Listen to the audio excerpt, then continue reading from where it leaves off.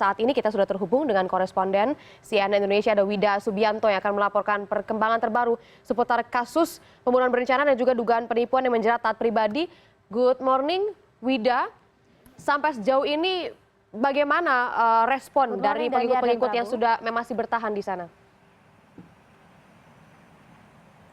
Ya, kalau sampai saat ini respon dari para pengikut di Padepokan Dimas Kanjeng ini, Prabu dan juga Daniar, ini masih saya kategorikan menjadi dua begitu. Yang pertama adalah mereka masih yakin gitu dari meskipun sebenarnya sudah ada penurunan jumlah gitu yang tinggal di kawasan Padepokan Dimas Kanjeng ini yang luasnya sekitar 40 hektar, kemudian disediakan 65 tenda yang berukuran 11 kali 17 meter ini, mereka diantaranya banyak yang masih yakin gitu.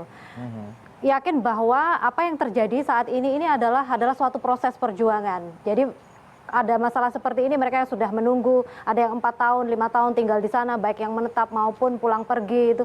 Mereka meyakinkan bahwa proses ini adalah suatu bentuk perjuangan, kalaupun taat pribadi dijadikan sebagai tersangka itu adalah proses, kalaupun saya sempat menanyakan, ini hukuman dari pembunuhan berencana ini adalah pasal 340 KUHP yang paling tinggi bisa hukuman mati. Mereka menyatakan kalaupun sampai terkena hukuman mati itu hanyalah jiwanya saja gitu yang meninggal dunia. Namun yang mulia begitu mereka menyebut taat pribadi masih akan tetap hidup, masih bisa memakmurkan kami dengan segala prosesnya yang kami hadapi seperti ini. Seperti itu Daniar dan juga Artinya Wida, para pengikutnya itu melihat bahwa ini kasus pembunuhan yang dituduhkan kepada taat pribadi itu sebagai hal yang wajar.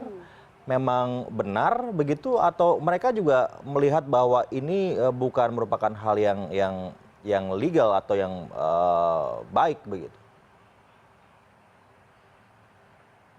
Begini Prabu dan juga Daniar, keyakinan yang sangat kuat ini sampai seperti ini. Mereka meyakini bahwa taat pribadi ini bisa berada di beberapa tempat dalam satu waktu sekaligus. Jadi kemarin waktu penangkapan tanggal 22 September 2016 ini banyak santri yang menyatakan menerima telepon begitu dari taat pribadi yang menyatakan saya baik-baik saja, saya saat ini berada di Mekah.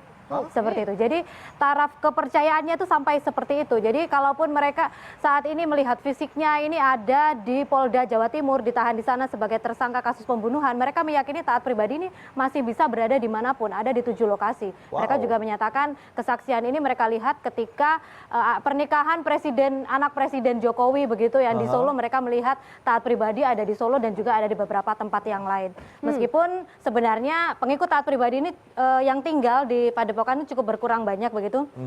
Kalau data mereka sekitar 25.000 pengikutnya, kemudian yang selama ini tinggal di Padepokan sekitar 6.000, kemarin tercatat sekitar 800 hingga 1.000 pengikut. Prabu dan Daniar. Begitu ya. Wida, satu lagi Wida.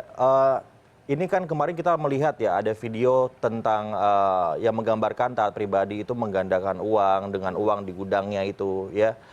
Apakah itu sudah disita oleh kepolisian? Lalu dihitung jumlahnya berapa dan apakah memang uangnya betul-betul asli atau bagaimana? Kami dengar juga ada bunker di sana ya.